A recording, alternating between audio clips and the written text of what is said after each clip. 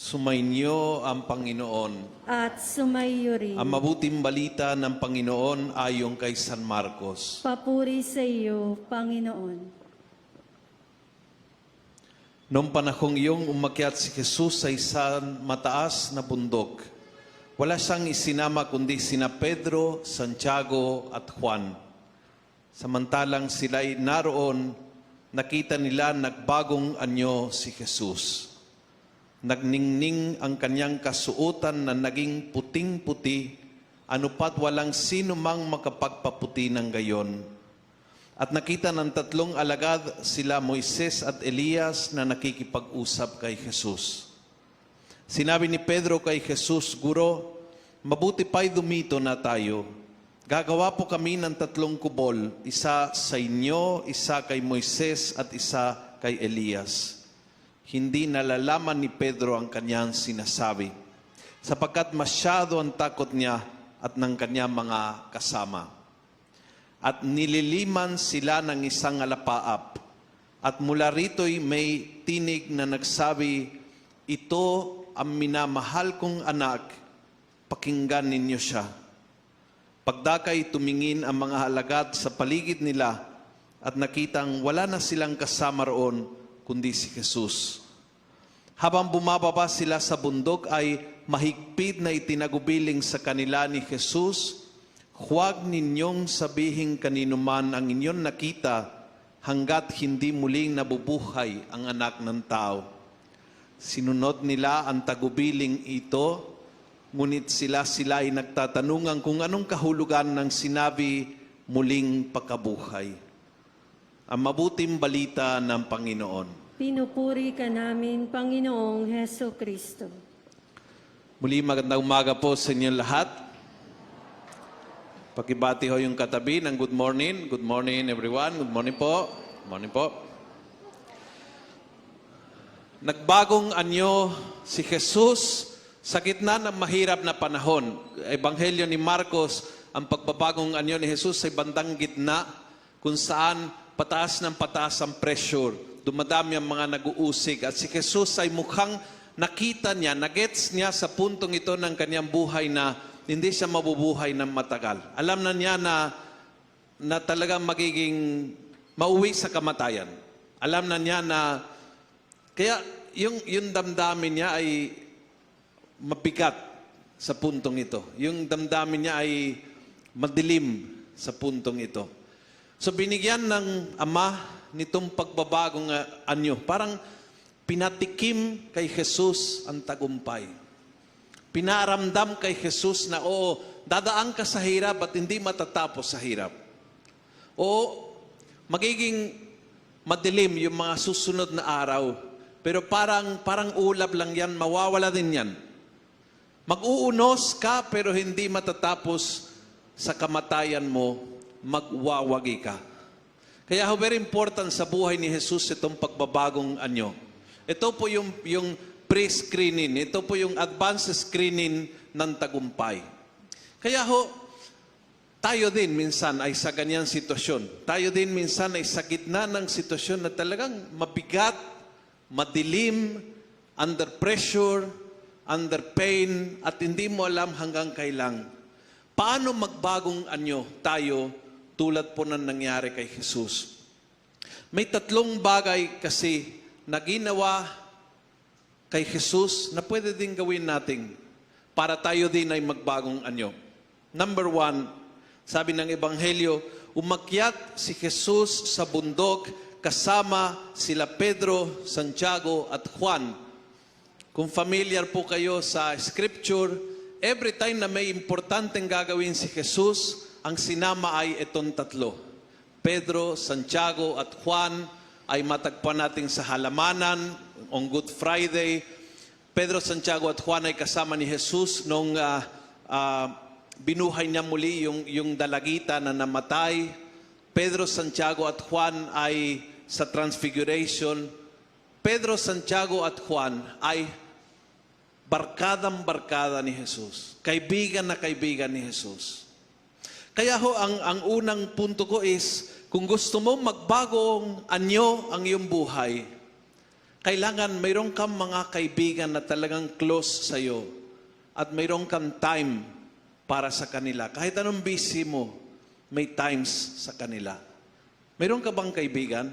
Kasi sabi ho ng Biblia, mga kaibigan ay regalo ng Diyos. Hindi po ito, tayo ang pumili. Diyos ang nagbigay ng mga tunay na kaibigan. At kapag may oras ka sa kaibigan, magbabagong yung pananaw, ang yung anyo, yung bigat ng pakiramdam kapag laging may kasamang kaibigan. May oras ka ba for your real friends? May real friends ka ba? Yun ang napakahalaga. At kung mayroon, inalagaan mo ba sila? Binibigyan mo ng oras. Mayroon kang talagang tropa, mayroon kang talagang dikit na barkada. Mayroon kang talagang mga kasama na talagang parang makapatid kayo. Ako, isa sa mga regalo ng Diyos sa aking na kaibigan, kilalang-kilala niyon lahat, si Father Lando. Kasi ho, noong siya ay seminarista pa, ako'y parish priest sa Holy Trinity, sa akin po siya na-assign. At doon po naging very close po kami. Kaya, hindi po kami madalas nakikita sing everyday. Pero pag mayroon pong problema o blessing or project o nabibigatan o mainit ang ulo o malungkot, laging kaming nakikita. Lagi namin sinasabi, walang problema na hindi kayang ayusin ng isang pizza at 2 San Miguel Light na malamig. At mula noon, that was 2000 and, kailan ba nasa sa akin si Father Lando? Mga 2008, 2009 yata. Hanggang ngayon, lagi ho kaming lumalabas at nakukwentuhan. Lalo ngayon kasi na-assign ako sa Kristong Hari. Siya naman galing Kristong Hari. Kaya ang pulutang namin ngayon, Kristong Hari. Ang sarap chismisan kayo. Ha? At nakukwentuhan kami pag nabibigatan, pag may problema, pag may init ang ulo. And somehow, kahit anong feeling, mataas, down, malungkot, mabigat na pressure, kahit anong feeling, pagkatapos na nakikipagkwentuhan sa kaibigan, somehow nagbabagong yung anyo. Naniniwala ako sa talagang sinabi ng kasulatan na ang kaibigan ay regalo ng Diyos. Pati si Jesus, hindi siya humarap sa hirap ng buhay mag-isa. Laging nandyan yung kanyang tropang-tropa, si Pedro, si Santiago, at si Juan. Point number 1, kung gusto mo magbago ho ang iyong anyo, alagaan mo naman ang iyong mga kaibigan. Bigay ng Diyos naman yan. Bigyan mo ng sapat na oras, share mo sa kanila, makikita mo ang Diyos gagalaw sa buhay mo sa pamamagitan ng mga friends mo. Amen? Pangalawa, sabi ng Ebanghelyo, si Jesus ay nakipag-usap kay Moises at kay Elias. Nung panahon ni Jesus, ang tawag po sa Biblia ay hindi Biblia, ang tawag nila is the law and the prophets. Yun po yung banggitin ng mga Hudyo na ang kasulatan, ang tawag nila is ang batas at ang mga propeta. Ang nagbigay ng batas si Moises. Ang pinakasikat na mga propeta si Elias. Kaya pag binabanggit si Moises at si Elias, ang ibig sabihin, si Jesus ay nakikipag-usap sa salita ng Diyos. Second point, kung gusto mo magbagong anyo, sanayin ang sarili na magbasa at magnilay ang salita ng Diyos araw-araw. Binabasa niyo ba ang Biblia araw-araw? Malaman sa malamang hindi eh. Kasi sa lahat po ng naniniwala kay Jesus, ang pinakatamad ang mga Katoliko magbasa ng Biblia. Amen? Totoo yun. Puntahan niyo yung mga tricycle driver, makikita mo, pag may born again, habang naghihintay ng pasahero, may Biblia yan eh. Binabasa ang Biblia. Eh yung Katoliko, binabasa yung bomba, yung mga dyaryo na, ano bang tawag mga dyaryo na yan, no? Ha? Hindi ako, hindi seryoso nga eh. Laging payatas ako, naalala ko yung mga tricycle driver ng pakampo, Talaga, pag dumadaan ka, pwede mo makita, ito, Biblia. Ito, wala. Itong tatlo, mga sunod-sunod na mga diaryong maliit. Yan. Talaga, yung born again, makikita mo, bit-bit ang Biblia sa palengke, sa bahay, saan man silang pupunta, bit-bit ang Biblia. Tayo ho, mga Katoliko, medyo tamad magbasa ng Biblia. At tayo pong pinakakawawa. Kasi nakikipag-usap ang Biblia sa ating. Yung mga nagbabasa ng Biblia, alam niyo na totoo ito. Na hindi lang binabasa mo, kundi nakikipag-usap. Sinasabi niya ang kailangan mong marinig. Minsan magugulat ka pag bukas ng Biblia, yung mensahe, saktong-sakto yung kailangan mo pakinggan. Saktong-sakto, minsan tumitindig po yung balahibo. Pag nabasa mo, Diyos ko po, Lord, thank you. I was praying about this. Ito na ang sagot. Na-experience nyo ba yun? Na-experience nyo? Many times. Like today, second reading. Kung ang Diyos ay panik sa ating, sino ang kalaban natin? Di ba, minsan may kaaway ka, may problema ka, biglang binasa mo yan. Pag ang Diyos ay kakampi mo, sino ang kalaban mo? Lumalakas ang loob mo. Nagbabago ang anyo kung nakikipag-usap ka sa Panginoon sa kanyang banal na kasulatan. At yun po is something na doable. Doable.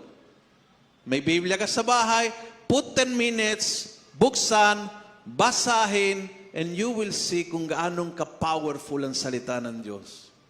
Nagbibigay ng liwanag, ng lakas, ng inspirasyon. Ang ganda ho magdasal na gamit ang salita ng Diyos. Amen? At yung pangatlo, so yung una, ano po yung una? Nakakapagpanibagong anyo. Yung number one ay? O kayo, ang kaharap ko, hoy, kayo. Number one. Hoy! Number one. Friends. Very good. Friends. Mga kaibigan. Number two. Salita ng Diyos. Yung pagbabasa ng Biblia. Number three, yung affirmation ng Ama. Sabi ng Ama kay Jesus, itong mahal kong anak, lubos kitang kinalulugdan. Maraming sa ating patay na ang magulang. Pero kung ikaw ay magulang, pakiusap lang, huwag kang maging madamot, sabihin sa anak mo, anak, proud na proud ako sa iyo. Wala hong bagay na nakakapagpanibagong anyo sa isang tao, kundi maramdaman ang parents ko ay proud sa akin. At minsan, ang kuripot ng mga magulang magbigay ng papuri sa mga anak. Ang galing-galing mapuna, ang galing-galing pansinin ang mali. But minsan, bihirang pinupuri ang anak. And it's so good kapag yung parents mo ay proud sa'yo. Ewan ko kung naranasan nyo ito. But nakakapagpanibagong anyo talaga. I remember twice, nung ako'y naordinang diakono, 1999, sa Payatas, dumating po yung parents ko. Daddy, buhay pa si Daddy, at yung mami ko. At noong hinatid ko sa airport, hiniwalay ako ng Daddy ko, niyakap na mahigpit at sabi niya, anak, I'm so proud that you are a missionary. I'm very happy na misyonero ka. And that was for me, hindi ko malilimutan yan. And my mom took almost 20 years more. Yung mami ko hanggang sa namatay, ang huling araw ng kanyang buhay, sakalang sinabi niya sa akin, anak, masaya ko na pare ka. Never. Yung 11 taong ko sa seminaryo at yung 11 taong ko bilang pare nung time na namatay siya. Hanggang doon time na yan, almost 22 years, alam ko na hindi siya masaya sa aking pagiging pare at very painful sa akin. But yung huling araw ng kanyang buhay, nabanggit niya, anak, masaya ako na pare ka. And for me, that was langit. Matanda na ako noon, pero yung affirmation ng nanay ko ay napakahalaga. Mga kapatid, kung buhay pa ang parents nyo at nagbibigay sa iyo ng affirmation na proud sila sa inyo, di mapalat ka.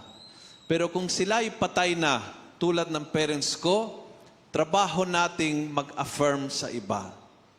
Huwag kang maging madamot magsabi sa tao, proud ako sa iyo. With that word, proud ako sa iyo, kaya mong baguhin ang buhay ng tao. If you really go and tell your children, yakap na mahigpit, anak, proud ako sa iyo. Daming nadaanan mong pagsubok, daming problema, ang tibay mo, you are not the perfect son, but you are my son, at proud ako sa iyo, naku po, kailanmang di malilimutan yan. Itong tatlong bagay na ito ay nagpapanibagong anyo sa ating tulad na kay Jesus. Mga kaibigan, salita ng Diyos at affirmation. Pagsabi sa mga mahal nating na proud tayo sa kanila. Sana ho magawa po nating madali pong gawin. Kung may anak po kayo, mamaya pag galing sa misa, yakapin nyo, sabihin mo, anak, proud ako sa iyo. Sasabihin kanya, ma, mamamatay ka na ba? Ha? Ano ba nakahay mo, ma? Kukunin ka na ba? Ha? Kasi baka bihirang sinasabi mo. But you see, pag nagawa mo yan, I'm sure you will cry, he will cry, she will cry. Matatamaan po yan. It will be a moment na maramdaman po ang Diyos. And then within the day, umupo ka, kunin mo ang Biblia mo. Alisin mo yung mga gagamba at mga ipis na nakatira doon. Buksan mo. Pag nilaya mo, again, no? You will experience the power of God na kipag-usap sa iyo. And then during the week, kung may oras ka, dumalaw ka sa iyong mga kaibigan. Or kung hindi sila malapit, isang call, isang text. Simple things, madali pong gawin. But nagpapanibagong anyo. At kailangan po nating lahat magbago ang ating anyo para tayo din ay maging magningning ng liwanag ng Diyos. Sa ngalan ng Ama, ng Anak at ng Espiritu Santo. Amen.